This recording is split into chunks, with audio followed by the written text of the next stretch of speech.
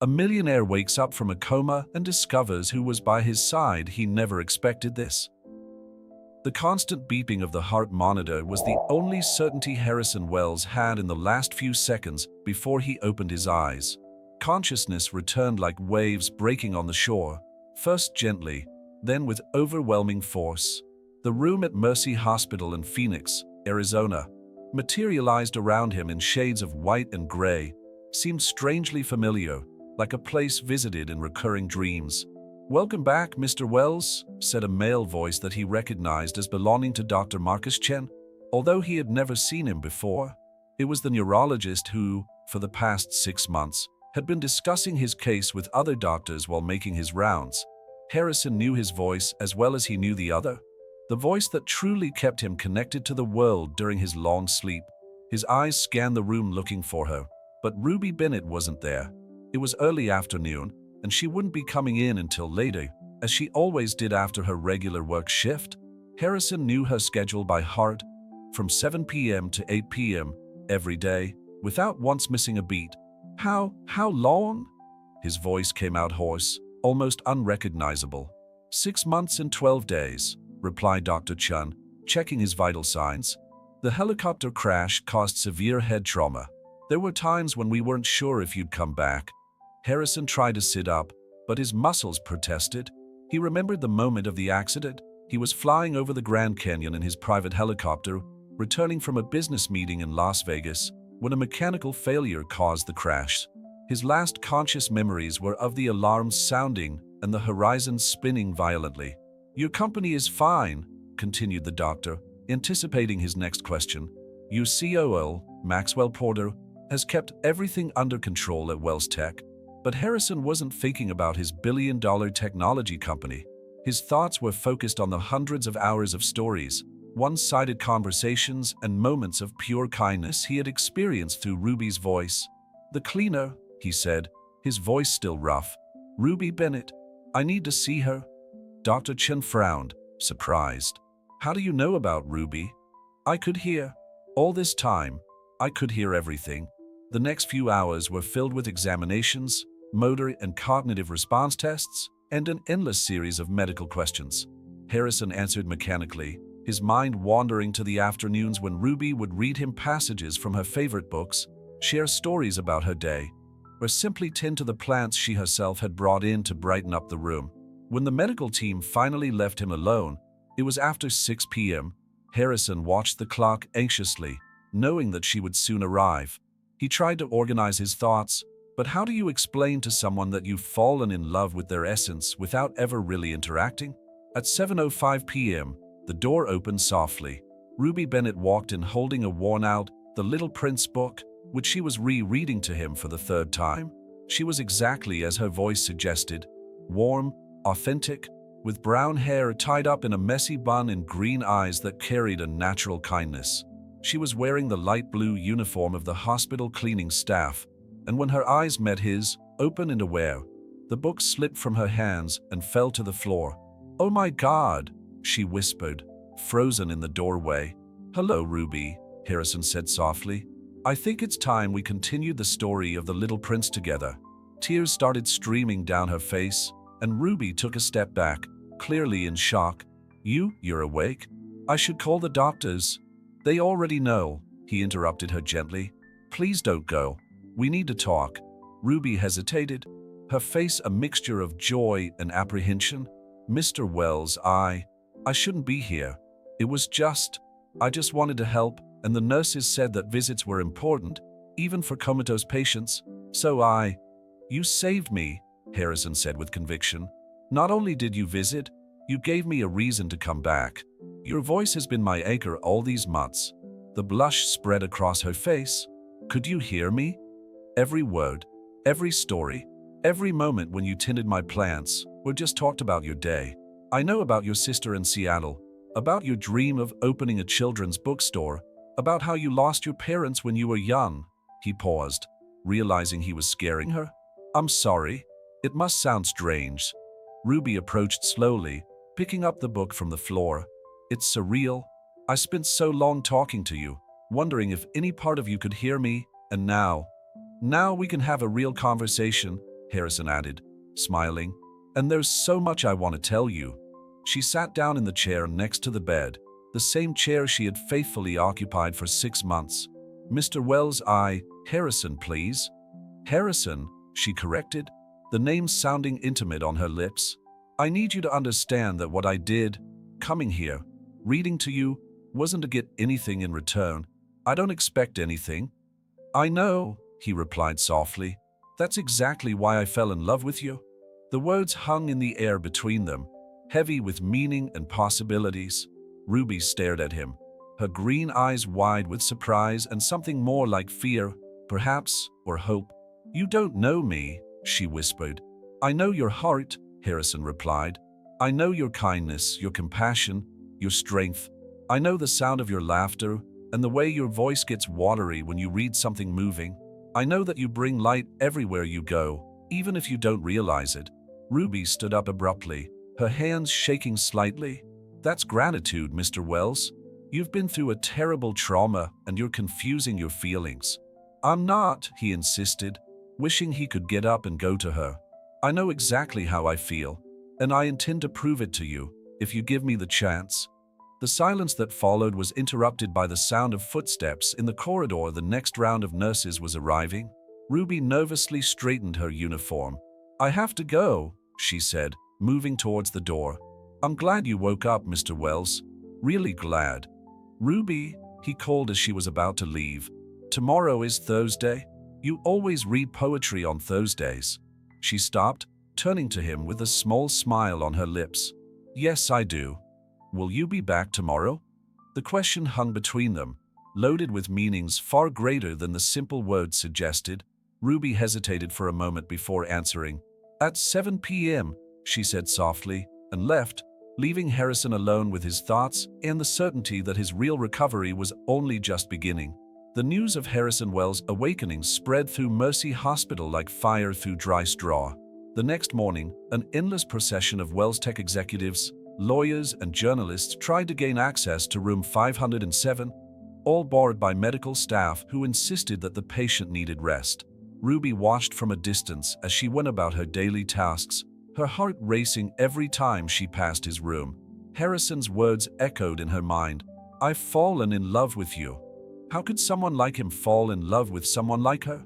It was too surreal to process. Ruby, Maxwell Porter, COO of Wells Tech, called out to her as she passed through the corridor. Can I talk to you for a moment? The tall, elegant man, wearing a suit that probably cost more than his annual salary, led her to a more private area. Ruby clutched the cleaning trolley, feeling out of place. Harrison told me about your visits, he said, his expression unreadable. I must admit I'm puzzled. Why would a cleaning lady devote so much time to a coma patient? Ruby lifted her chin, feeling a pang of indignation. Because he's a human being, Mr. Porter, and no one deserves to go through something like this alone. I see, he replied, studying her intently. Well, Wells Tech would like to show its gratitude. I'm authorized to offer you generous compensation for your time and dedication. No, Ruby replied immediately. I don't want any money. What I did wasn't for sale. Maxwell smiled, but the smile didn't reach his eyes. Noble of you, but you must understand that Harrison Wells is a very important man with significant responsibilities. Any distraction at this time of recovery could be problematic. Are you asking me to step aside? I'm suggesting you consider what's best for everyone involved. Ruby felt her blood boil. With all due respect, Mr. Porter, what's best for Harrison is his decision, and if he wants me to continue reading to him, I will. If he wants me to stay away, I will. But that's his choice, not yours.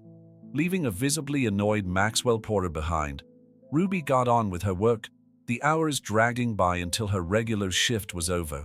At 7 p.m., she was standing in front of room 507, her poetry book in her trembling hands. I thought maybe you weren't coming, Harrison said when she entered. He was sitting up in bed, looking stronger than the day before, even if he was still pale. I promised I'd come, she replied, sitting down in her usual chair. How are you feeling? Better now, he smiled, his blue eyes sparkling, especially since I know you didn't take Max's money. Ruby blushed. Did you know that? Maxwell Porter is predictable. He tries to solve everything with money. Harrison paused, his expression turning serious. Ruby, I need you to understand something. During those 6 months, you were the only person who treated me like a human being, not like a CEO or a bank account. Because that's what you are, a human being. Exactly. And that's why I know it's not just gratitude. He reached out, lightly touching her hand. When you read, it wasn't just your voice I heard. It was your soul. You cried with and Freg, laughed with Mark Twain, dreamed with the Little Prince. You shared your hopes, your fears, your stories. How could I not fall in love with someone like that? Ruby felt tears forming in her eyes. Harrison, our worlds are completely different. You run a billion-dollar company. I clean toilets to pay the rent. So, he asked softly, money doesn't define who we are. Actions do.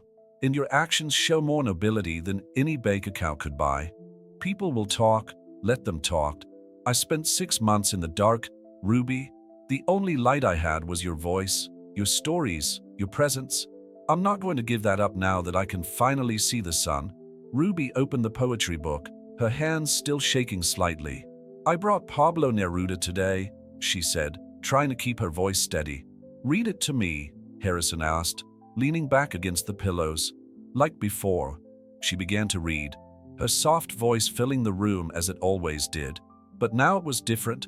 Now he was watching her, his eyes never leaving her face, as if he wanted to memorize every expression, every nuance. When he finished the first poem, Harrison commented, you always stop breathing for a second before reading the last line of a poem. I noticed that in the 3rd month. Ruby stared at him in surprise. You paid attention to details like that? I pay attention to everything about you, he replied simply. How your accent gets stronger when you're emotional. How you always arrange the flowers before you start reading. How you talk to the plants when you think no one is listening. That's embarrassing, she muttered. But she was smiling. It's adorable, he corrected. It's you. And it's real, Ruby. As real as anything I've ever felt in my life. The silence that followed was interrupted by a knock on the door. It was Dr. Chen, coming in for his last round of the day. Sorry to interrupt, he said, noticing the intimate atmosphere in the room. But I need to do some tests before bed. Ruby stood up, putting the book away. I should go then. Will you be back tomorrow? Harrison asked, and there was something almost vulnerable in his voice. She hesitated for a moment, thinking of Maxwell Porter and his warnings, thinking of the complications and the differences between their worlds. But then she looked at Harrison not for the billionaire CEO, but for the man she had come to know through 6 months of one-sided conversations, the man who listened and cared. Tomorrow is Friday, she said softly. I always read Shakespeare on Fridays. The smile that lit up his face was answer enough. Ruby left the room feeling lighter at heart, despite the complications she knew were to come. After all, some stories are worth living, no matter the obstacles in the way. The buzz at Mercy Hospital had increased every day since Harrison Wells woke up. Reporters camped out in the lobby, waiting for any information about the billionaire who had returned from his coma. Ruby tried to keep a low profile, avoiding the prying eyes of the staff who now knew about her daily visits to room 507. On Saturday morning, while cleaning the corridor on the 5th floor, Ruby heard excited voices coming from Harrison's room. She immediately recognized Maxwell Porter's authoritative tone. You can't be serious, Harrison. A cleaner? The council will go crazy when they hear about this. The council has no say in my personal life, Max. Harrison's reply sounded firm. And don't refer to her like that. Ruby walked away quickly, her heart beating fast. Maxwell Porter's words echoed in her mind, confirming her worst fears about the social chasm that separated her from Harrison. Later, during her break, Ruby took refuge in the hospital's small library, a place she had discovered during her months of visits to Harrison. Among the dusty bookshelves, she met Catherine Mills, the middle-aged librarian who had become her friend. You look worried, dear, Catherine commented, adjusting her purple-framed glasses. Catherine, do you ever feel completely out of your element? Like you're entering a world that wasn't meant for you? The librarian smiled with understanding. You're talking about Mr. Wells, aren't you? Rumors travel fast around here. Ruby nodded, playing nervously with the hem of her uniform. It's crazy, isn't it? I mean, look at me and look at him. What exactly am I supposed to see? Catherine asked, tilting her head. Because what I see is an extraordinary young woman who devoted 6 months of her life caring for someone in need without expecting anything in return. That says a lot more about her character than any bank account could. But his world, Ruby began. His world is made up of people pretending to be someone they're not out of interest? Catherine interrupted her. Maybe that's exactly why he values someone as genuine as you so much. Before Ruby could reply, her cell phone vibrated. It was a message from Harrison. I miss you. The hours seem longer when you're not here. An involuntary smile appeared on her lips, making Catherine laugh softly. See? Some connections transcend social barriers.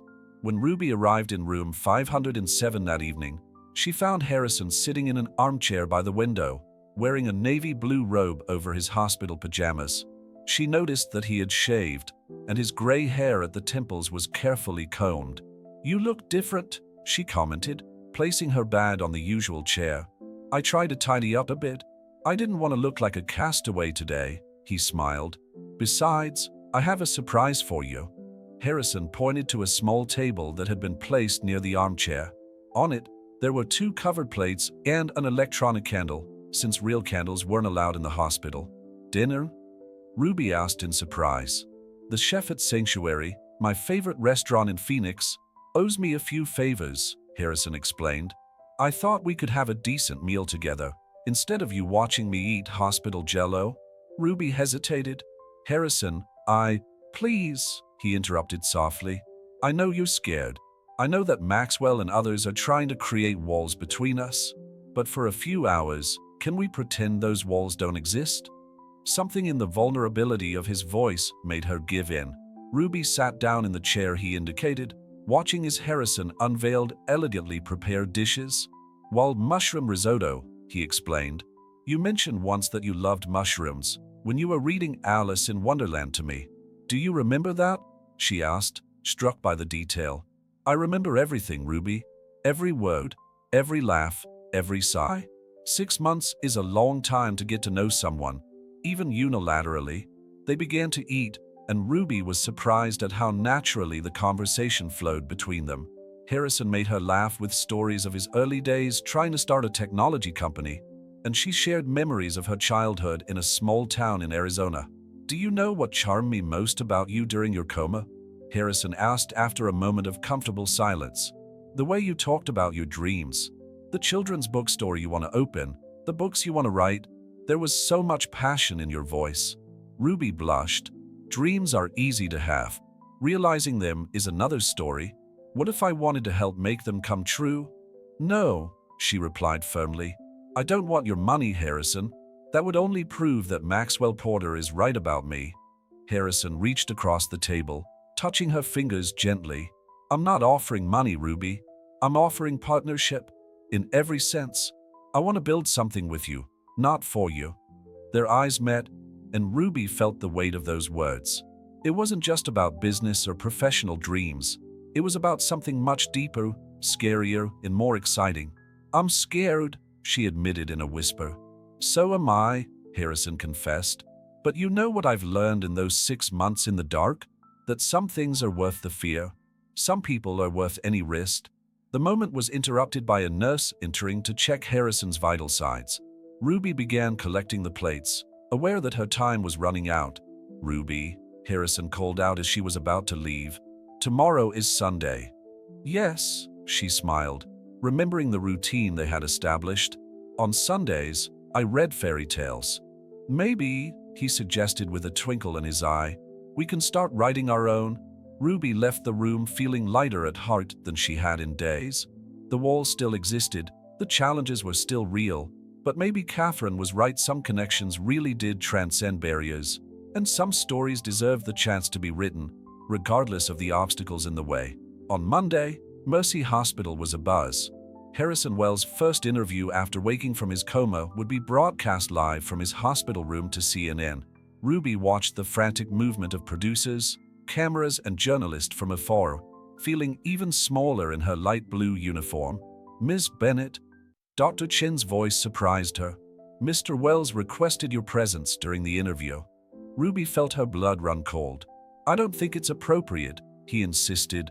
The doctor smiled gently. He said he needs your moral support. Reluctantly, Ruby followed Dr. Chen into room 507, now transformed into a small makeshift studio.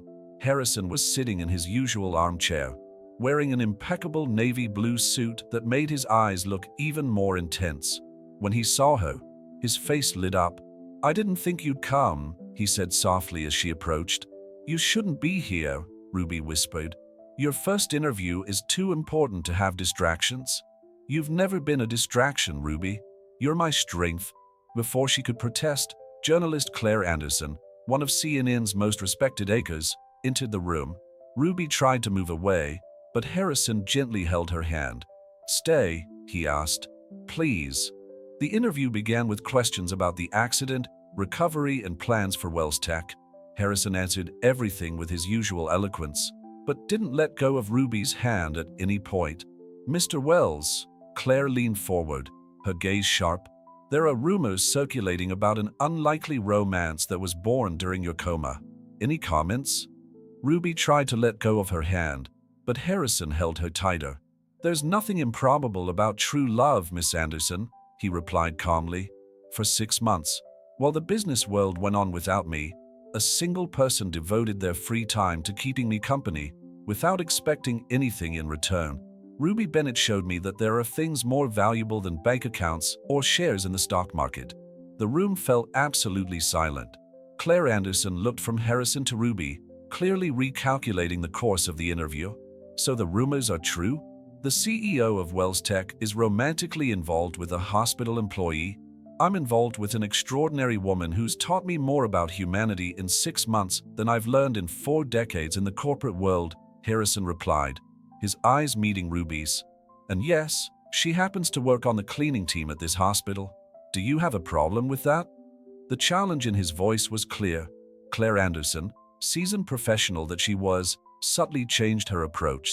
Ruby, she addressed her directly, how does it feel to be thrust into the spotlight like this? Ruby felt all eyes on her.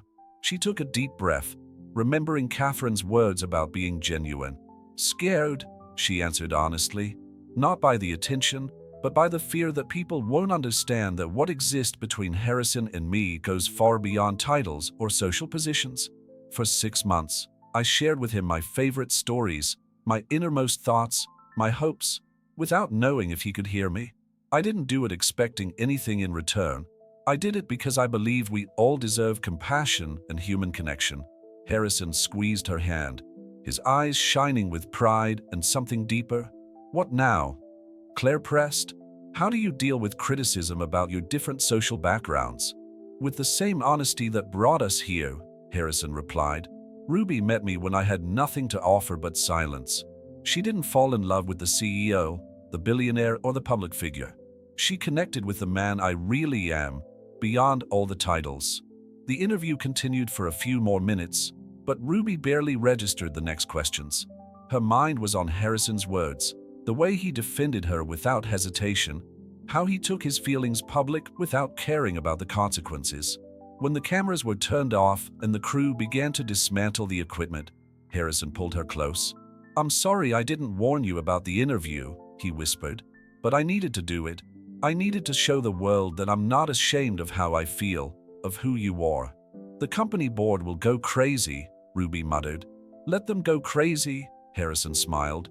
Do you know what I learned during the coma? That life is too short to waste it worrying about what other people will think. You gave me a second chance, Ruby, a chance to see what really matters. That evening, after all the excitement had passed, Ruby returned to room 507 at her usual time. Harrison was waiting, now in his comfy pajamas, the day's book already sorted on the table. Ready for our reading session? He asked. Ruby smiled, sitting down in her usual chair. Today is Monday, she said softly. On Mondays, we always read love stories. Perfect, Harrison replied, his eyes twinkling, because I'm starting to think we're living one. Sunrise brought with it much more than a new day in Phoenix. It brought with it an avalanche of headlines. Harrison Wells' interview on CNN had become a viral phenomenon overnight. Everywhere from sensationalist tabloids to respected business newspapers, the story of the tech billionaire and the hospital cleaner dominated the headlines. Ruby found this out the hard way when she arrived at work the next morning. Dozens of reporters were waiting at the Mercy Hospital staff entrance, cameras in hand. A colleague from the cleaning team alerted her by phone, allowing her to enter discreetly through the emergency entrance. Ruby Bennett, Sandra Martinez, the cleaning crew supervisor, intercepted her in the locker room. "Why didn't you tell me? All those months visiting Mr. Wells, and you never said a word." "There was nothing to tell, Sandra," Ruby replied, putting on her uniform. "I just read to him." "And now he's in love with you?" Sandra smiled, her eyes sparkling. "It's like a modern fairy tale." Ruby closed her locker more tightly than necessary. "It's not a fairy tale. It's my real life, and it's getting too complicated." Her cell phone kept vibrating with calls from unknown numbers, journalists, no doubt. Even her sister in Seattle, whom she hadn't spoken to in months, had left 3 voicemails. The only number she wanted to see was Harrison's, but he was strangely silent that morning. When she finally got a moment's peace in the small staff break room, Ruby turned on the television only to come across a debate program discussing her case. "It's clearly a con," an elegant commentator declared with conviction. "This woman took advantage of the vulnerability of a man in a coma to get close. She's calculating." "I completely disagree," another commentator interjected. "If it was in her interest, why spend 6 months reading to someone who might never wake up? Besides, the nurses confirmed that she refused financial compensation." Ruby turned off the TV, feeling nauseous. It was exactly the kind of media circus she had been dreading. Her phone vibrated again. This time it was a message from Harrison. "I'm sorry about all this. Can we talk? I have a proposition for you." With a heavy heart, Ruby went up to the 5th floor. The corridor was busier than usual, with security guards strategically positioned to keep the curious away. When she entered room 507, she found Harrison standing by the window, wearing slacks and a light blue shirt, clearly preparing to be discharged. "Have you seen the news?" she asked softly. Harrison turned around, his face showing concern. "I did, and that's why I need to make you an offer." "Harrison, let me finish," he asked, stepping closer. "I was discharged today. I'm going back to my place in Scottsdale, and I want you to come with me." Ruby took a step back, shocked. "What? Not like you're thinking," he clarified quickly. "I have a guest house on the grounds. You could stay there, away from this media circus, until things settle down. Besides," he hesitated briefly, "I'd like to help you start your bookstore." "Harrison, I can't accept that." "Why not? You told me yourself about your dream. You've got the project ready, you know the market, all you need is the startup capital." "That's exactly why," Ruby exclaimed, frustrated. "If I take your money now, everyone will think exactly what that commentator said, that I'm a gold digger." Harrison held her hands, his intensely blue eyes fixed on hers. "Ruby, for 6 months you've looked after me without asking for anything in return. Now it's my turn to look after you.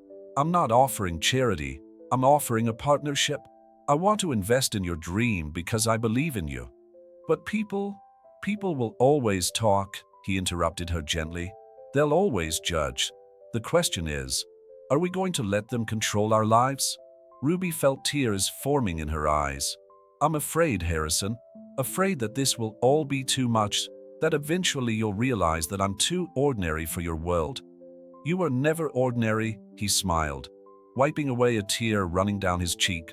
"You were extraordinary enough to bring light into my world when everything was dark. You were brave enough to dedicate your time to a stranger in a coma. And you're special enough to make me want to be a better person." A soft knock on the door interrupted them, and it was Dr. Chen with the discharge papers. "Think about my proposal," Harrison asked as Ruby prepared to leave. "You don't have to answer now, but know that, regardless of your decision, my feelings won't change." Ruby left the room with a heavy heart, knowing that she was facing the most important decision of her life. As she walked down the corridor, she could hear the buzz of people whispering, feel the curious glances following her footsteps. In her locker in the changing room, She found her old notebook where she had jotted down ideas for her future bookshop. She flipped through the worn pages, full of clippings, floor plans, and lists of books. It was a dream that had always seemed too far away to achieve. Her phone vibrated once again with another message from Harrison. "Sometimes the best chapters of our lives begin when we have the courage to turn the page." Ruby smiled, remembering all the stories she had read to him during those 6 months. How many of them talked about courage, about taking risks for love, about believing in possibilities? Maybe, she thought, it was time to start living her own story. Harrison Wells' house in Scottsdale was exactly as Ruby imagined it would be: modern, elegant, and intimidating. Standing in front of the electronic gate with only a small suitcase and her dream notebook, she still couldn't believe that she had accepted his proposal. "Welcome to your new temporary home," Harrison said, entering the security code. The gate opened silently, revealing a boulevard lined with perfectly pruned palm trees. The guest house, as Harrison had modestly called it, was actually a detached 2-story building with its own swimming pool. Ruby felt her stomach turn. It was bigger than the entire building she lived in. "It's too much," she whispered, stopping at the entrance. "Harrison, I can't." "Yes, you can," he interrupted her gently. "Besides, I need you around for my recovery. Doctor's orders." Dr. Chun didn't say anything about that. "He should have," Harrison smiled, his blue eyes twinkling with humor. "Studies show that well-told stories speed up the healing process." Ruby couldn't help but smile. In the last 48 hours since accepting her proposal, Harrison had transformed her life. He had personally arranged for her transfer from the hospital to an administrative position at Wells Tech's charitable foundation, ensuring that she maintained her financial independence. He also hired security guards to protect her from the harassment of the press, who still camped out in front of her old apartment. "Come on," he led her into the house. "I want to show you something." The interior was surprisingly welcoming, decorated in soft shades of blue and beige. Harrison led her to a door on the first floor, which opened to reveal a room that took Ruby's breath away. "A private library. I thought you could use this space to plan your bookshop," he explained, watching her reaction. "There's a computer, printer, and all the resources you need to develop your project."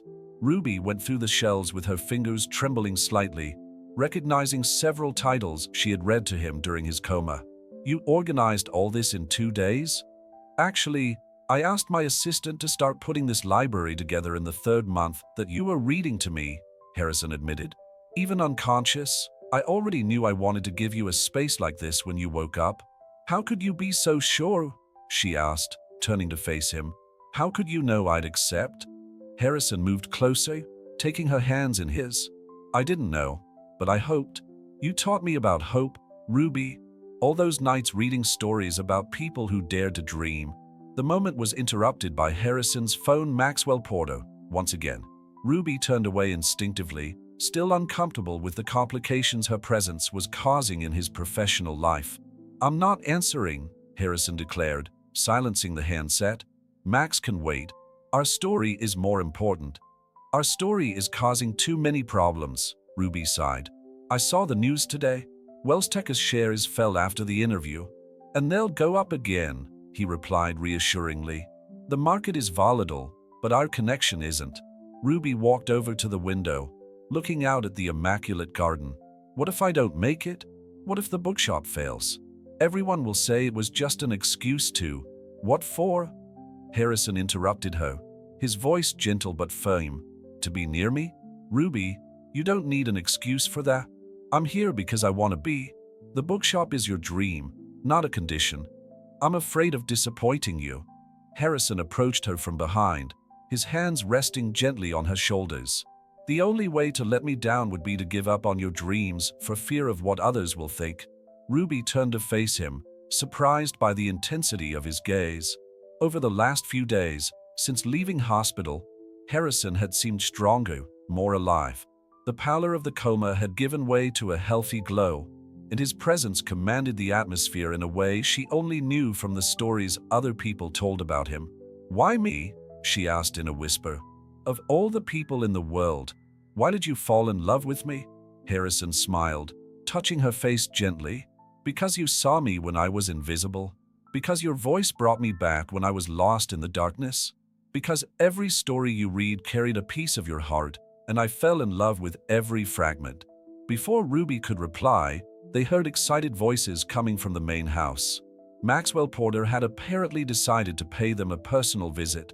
I need to deal with this, Harrison sighed. Stay here, explore his library.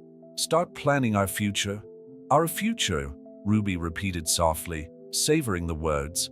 Yes, our future, he confirmed. Because whatever the next chapter of this story is, I want to write it with you. When Harrison left, Ruby turned her attention to the bookshelves. Her fingers found an old edition of The Little Prince, the same book she had been carrying when Harrison woke up from his coma. Opening it, she found a handwritten note on the first page. To Ruby, who taught me that what is essential is invisible to the eye, but perfectly audible to the heart. Love, Harrison. Sitting down in the leather armchair by the window, Ruby opened her dream notebook and began to write. Perhaps some stories took courage to live out, but for the first time in her life, she felt truly brave. The news of the romance between Harrison Wells and Ruby Bennett had become a cultural phenomenon on social media. Hashtags like #WellsInLove and #ModernFairyTale dominated Twitter, while gossip blogs speculated on every detail of their story.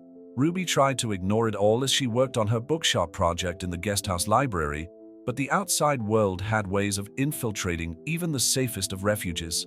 Ms. Bennett, Amanda Chen, Harrison's personal assistant, knocked softly on the open door. There's something you need to see. Ruby looked up from her laptop, where she was finalizing the business plan for Once Upon a Dream, her future children's bookstore. Amanda handed her a tablet with several open messages from parents of children who had been admitted to Mercy Hospital. It started yesterday, Amanda explained, after a nurse mentioned in an interview how you used to read to the children in the pediatric ward in the breaks between your visits to Mr. Wells. With tears in her eyes, Ruby read the testimonies. Parents telling how their children asked for this story girl, children sending drawings, families thanking her for the moments of joy during difficult times.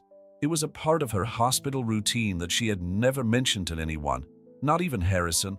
Why didn't you tell me about this? His voice surprised her from the doorway. Harrison was standing there, watching her with an expression that mixed admiration and something deeper. It didn't seem important, Ruby shrugged, wiping away a stubborn tear. It was just something I did when I had free time. Harrison dismissed Amanda with a gentle gesture and entered the library, taking a seat next to Ruby on the sofa. You don't really realize, do you, the impact you have on people? Harrison, no, listen to me, he interrupted her gently. I spent the morning at a Wells Tech board meeting. Do you know what I found out? That since our story came to light, applications for our corporate volunteer program have tripled. People are being inspired by you, Ruby. In us, she corrected. In our story. In your kindness, Harrison insisted. And that's why I'm sure your bookshop will be a success. Because you understand something that many entrepreneurs never learn, that business isn't just about profit, but about impacting people's lives. Ruby looked at her laptop, at the plan she had carefully drawn up over the last few weeks. Once Upon a Dream wouldn't just be a bookstore. It would be a community space with reading programs for hospitalized children, storytelling workshops, and a book donation system for families in need. I have a proposal for you, Harrison said after a moment's silence. The Wells Tech Foundation is planning a new mobile library project for underprivileged communities. I'd like you to lead the initiative in parallel with your bookstore. Ruby felt her heart race. Harrison, people are going to say it's favoritism. Let them say, he replied firmly. You have real experience of the transformative power of reading. Who better to lead such a project? Before Ruby could reply, they heard a commotion coming from the main gate. Through the window, they saw several reporters trying to photograph the property. It's never going to end, is it? Ruby sighed. It will, Harrison assured her, taking her hand. But until then, we can use this attention for something positive. Think of how many children we could reach, how many lives we could touch. Ruby looked down at their entwined hands, thinking about how her life had changed in the last few weeks. From the anonymity of a hospital cleaner to the national spotlight, the transition hadn't been easy. But maybe Harrison was right. Maybe they could turn this public interest into something meaningful. What do you think? She began hesitantly. If we turn the opening of the bookstore into a charity event, we could raise funds for the mobile library program. Harrison's eyes shone with pride. See, that's exactly why I fell in love with you. Always thinking of others. I learned from a certain coma patient, she smiled, remembering her months in hospital. He taught me that sometimes we need to be in the dark to see the light in others. Harrison leaned over, kissing her forehead softly. And you taught me that some stories are worth living, no matter the obstacles. The sound of more cars arriving at the gate brought them back to reality. Maxwell Porter had called an emergency board meeting to discuss the impact of the last few weeks on the company's shares. Go, Ruby said before Harrison could apologize. Take care of the company. I've got a bookshop to plan and some lives to transform. When Harrison left, Ruby turned her attention to her tablet, rereading her parents' emails. Each message reinforced her certainty that she was on the right track. Perhaps the world wouldn't immediately understand her relationship with Harrison, but they would understand the impact they could make together. Opening her dream notebook, Ruby began to write a new chapter not only of her story with Harrison, but of all the stories that were yet to come through Once Upon a Dream and the mobile library program. Because sometimes, she thought with a smile, modern fairy tales aren't just about love, they're about changing the world, one page at a time. The opening of Once Upon a Dream was scheduled for that evening, and Ruby couldn't stop rearranging the books on the light wooden shelves. The space, located in a charming historic building in downtown Phoenix, had been transformed exactly as she had dreamed. Soft-toned walls decorated with illustrations of fairy tales, small reading corners with colorful ottomans, and a special storytelling area with a miniature stage. Everything's perfect, Ruby. Catherine Mills, the former hospital librarian who would now be her partner, commented as she adjusted the lighting. Stop worrying. But Ruby couldn't help herself. Over the last few weeks, her life had become a roller coaster of emotions. The Wells Tech Foundation's mobile library program had already reached 3 underprivileged communities, and success stories were starting to appear. However, along with the achievements came challenges. Ms. Bennett, Amanda Chin hurried into the bookstore. We have a situation. Mr. Wells' ex-wife is giving a live interview to Fox News. Ruby felt her stomach sink. Caroline Wells, a socialite and prominent figure in Phoenix high society, had kept quiet about her ex-husband's relationship until now. Picking up her phone, Ruby watched in horror as Caroline painted a less than favorable picture of her. It's obvious she planned the whole thing, Caroline said with a calculated smile. What cleaner would devote so much time to a coma patient if she didn't have ulterior motives? And now, coincidentally, she's opening a bookshop with his money. Turn it off, Harrison's voice sounded firm from the store entrance. Ruby hadn't heard him come in. Caroline's just trying to attract attention, as usual. But what if people believe her? Ruby asked, her voice trembling. What if they think it's all really a scam? Harrison crossed the bookstore in strides, taking her hands in his. Then let them think. We know the truth. The children you helped in the hospital know the truth. The families who are benefiting from the mobile library program know the truth. Ms. Bennett, a timid voice interrupted them. Standing in the doorway of the bookstore was Lisa, a little 8-year-old girl Ruby had met in the pediatric ward at Mercy Hospital. Next to her, her mother was holding a bouquet of flowers. Lisa, Ruby exclaimed, quickly drying her eyes. What are you doing here? We wanted to be the first customers in the bookstore, Lisa's mother explained, stepping inside. And Lisa has something to show you. The girl, who had spent 3 months in hospital fighting leukemia, took a folded piece of paper out of her pocket. It was a drawing of herself, Ruby, and several other children sitting in a circle, with books floating around them like magic. It's from when you used to read to us in hospital, Lisa explained. Your stories made us forget we were ill. It was like real magic. Ruby felt the tears come back in full force, but this time they were tears of gratitude. Harrison squeezed her hand gently, and she could feel his proud smile without having to look. See, he whispered in her ear, this is your real story. The next few hours passed in a whirlwind of final preparations. The opening night would also be a charity event for the mobile library program, and the guest list included everything from hospital children to important Wells tech executives. As the sun began to set, Ruby went up to the bookstore's small mezzanine office for a moment of peace before the event. She found a package wrapped in gold paper on her desk, with a card from Harrison. "To the woman who taught me that the best stories are those written from the heart. With infinite love, Harrison." Inside was a rare first edition copy of The Little Prince, in a small golden key. "It's the key to the library in the main house," Harrison said, appearing at the top of the stairs, "because it's about time you moved out of the guest house and into your real home. That is, if you want to." Ruby felt her heart race. "Harrison, are you sure? With all this controversy?" "I've never been more sure of anything in my life," he replied, stepping closer.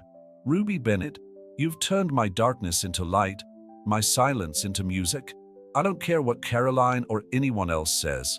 You're my happy ending." The sound of excited voices downstairs indicated that the first guests were arriving. Ruby looked once more at the key in her hand, then at the man who had changed her life in so many different ways. "Yes," she whispered, smiling through her tears.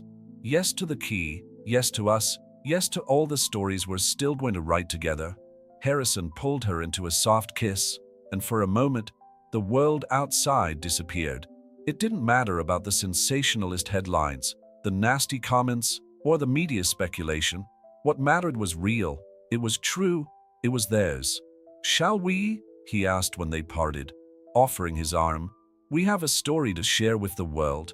Ruby nodded, tucking the golden key into the pocket of her blue dress. Together, they walked down the stairs to begin another chapter of their unlikely but perfectly real love story. The opening of Once Upon a Dream had been a resounding success, but 3 months later, Ruby was still amazed at the impact the bookshop had on the community. That autumn morning, while organizing the weekly reading session for hospitalized children now broadcast live to several hospitals across the country, she reflected on how her life had changed. "Miss Ruby?" Tommy, a little 6-year-old boy with leukemia, tugged at the hem of her dress. "Can I choose today's story?" Ruby smiled, bending down to meet him. "Of course you can, darling. Which one do you want?" "The one you used to read to Mr. Wells when he was asleep," Tommy replied, his eyes twinkling behind his protective mask. "The one about the prince who traveled between planets." The request made Ruby smile, remembering her afternoons at Mercy Hospital. Since moving into Harrison's main house, her old hospital readings had turned into a weekly podcast for coma patients, an initiative that was already being implemented in hospitals across the country. "Ruby," Catherine called from the doorway of the children's room. "There's someone here who wants to see you." To her surprise, Caroline Wells was standing in the middle of the bookstore, her elegant Chanel outfit standing out from the cozy atmosphere. Ruby felt her heart racing. They hadn't met in person since the controversial interview 3 months ago. "Can I help you?" Ruby asked, keeping her voice steady. Caroline observed the space around them, her eyes landing on the pictures on the walls, children reading, genuine smiles, moments of pure joy captured during reading sessions. "I've come to apologize," Caroline finally said, her voice softer than usual. "My granddaughter is admitted to Mercy." She paused, visibly moved. She hadn't spoken for days, until a nurse put your podcast on for her to listen to. Yesterday, for the first time since the accident, she smiled. Ruby felt her resistance melt away. "I'm sorry about your granddaughter. What's her name?" "Sophie," Caroline replied, taking a handkerchief out of her bag. "She's 7. The car she was in with her parents overturned on the interstate. My son and daughter-in-law," her voice faltered. "Why don't you join us?" Ruby offered, gesturing to the group of children who were beginning to gather for the reading session. "Sophie can join in via the live feed from the hospital." Caroline hesitated, then nodded. "Harrison always said you had an extraordinary heart. I think I finally understand what he meant."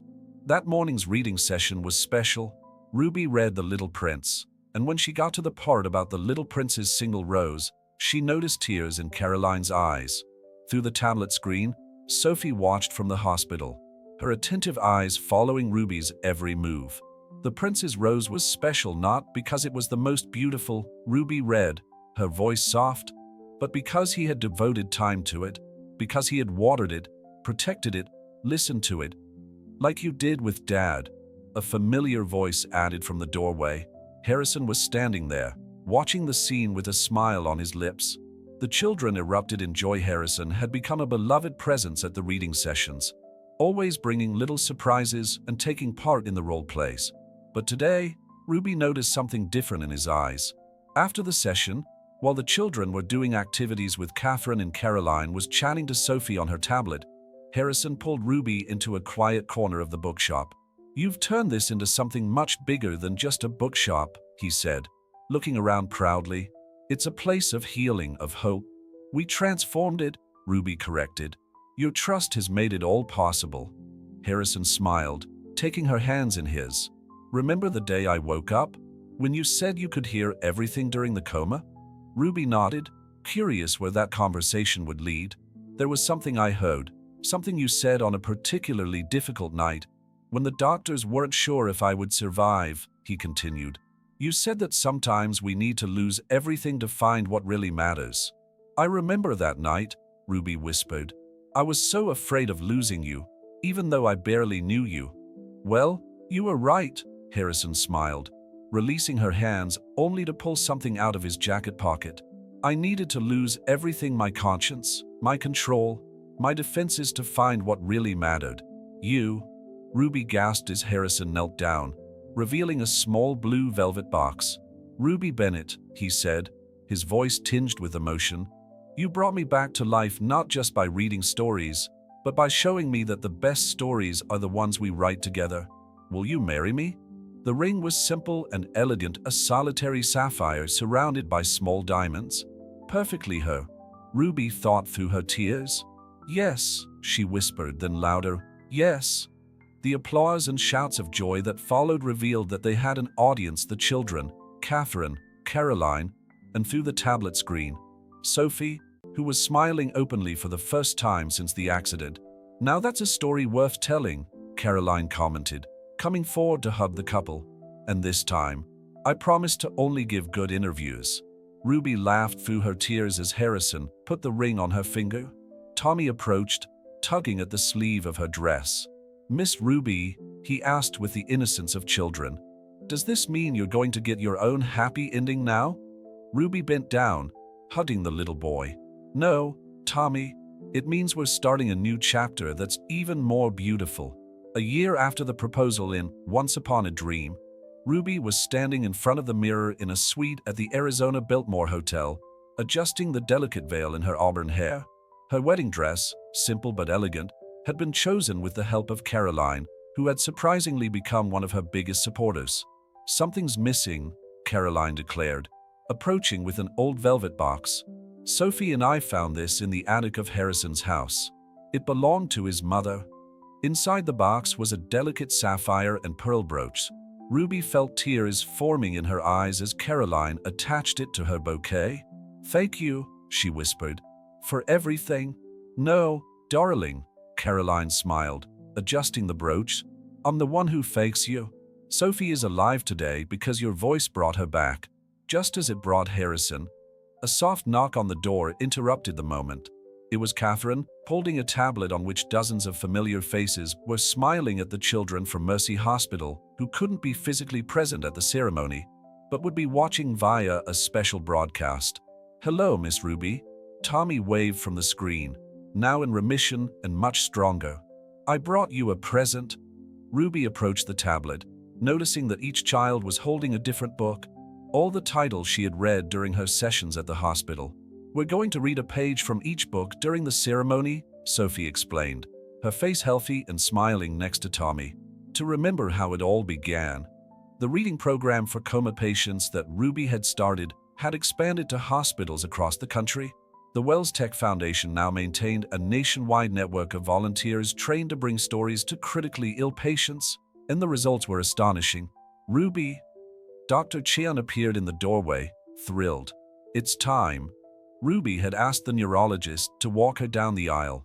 After all, it was he who had first noticed the impact of his readings on Harrison's vital signs during the coma. The garden at the Arizona Biltmore had been transformed into a fairy tale setting, but not the ostentatious kind. Old books decorated the tables, Small lights twinkled among the flowers, and in place of a traditional altar, there was an old wooden desk, the same one where Harrison had signed his first contracts when he founded Wells Tech. When the music started, Ruby walked down the aisle, looking at the familiar faces. Maxwell Porter was there, finally convinced of the value she had added not only to Harrison's life, but to the company itself. Wells Tech's shares had never been higher, boosted by the positive publicity of its social programs. Harrison was waiting for her by the desk, his blue eyes shining with restrained tears. Beside him, a small pedestal held the worn copy of The Little Prince that Ruby read during her hospital visits. "Welcome," the celebrant began as Ruby reached the altar. "We are here not only to celebrate the union of Harrison and Ruby, but to honor the transformative power of love and the stories we share." One by one, do the screens set up next to the altar? The children from the hospital began to read selected words about love, hope, and transformation. Sophie read the final passage from The Little Prince about seeing with your heart, her clear, strong voice echoing through the garden. When it came time for the vows, Harrison took Ruby's hands in his. "Ruby Bennett," he began, his voice breaking, "you found me when I was lost in the darkness and, through your words, you showed me the way back to the light. I promise to spend the rest of my life repaying that gift, writing our story together with you, page by page, chapter by chapter." Ruby took a deep breath, trying to control her emotion.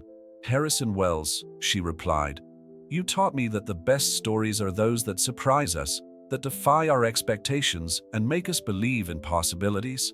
I promise to be your partner on this journey, your light in the dark moments, your anchor in the storms." The rings were brought by Tommy, who had been specially discharged for the ceremony. As Harrison slid the ring onto her finger, Ruby noticed the inscription inside. "For my light in the dark." The party that followed was a celebration not only of their love, but of all the lives that had been touched by their story. Once Upon a Dream had become a national model, with branches opening in hospitals across the country. Each unit combined a children's bookstore with reading programs for patients. "Do you know what I love most about you?" Harrison whispered as they danced their first waltz. "The fact that, even after all this time, you still read to me every night." Ruby smiled, remembering the quiet evenings at home when they shared stories old and new, building their own chapters. "Some stories deserve to be told more than once," she replied softly. Later, as the sun began to set over the Arizona desert, Ruby and Harrison escaped for a quiet moment in the gardens. The sky was painted in shades of pink and gold, like the pages of an illuminated book. "Ready for our next chapter?" Harrison asked, hugging her from behind as they watched the sunset. Ruby thought of everything they had achieved together, the lives they had changed, the stories they had shared, the love that had grown in such an unexpected and profound way. "You know," she said, turning in his arms, "I think some stories don't need an ending. They just keep going, getting richer and more beautiful with each page."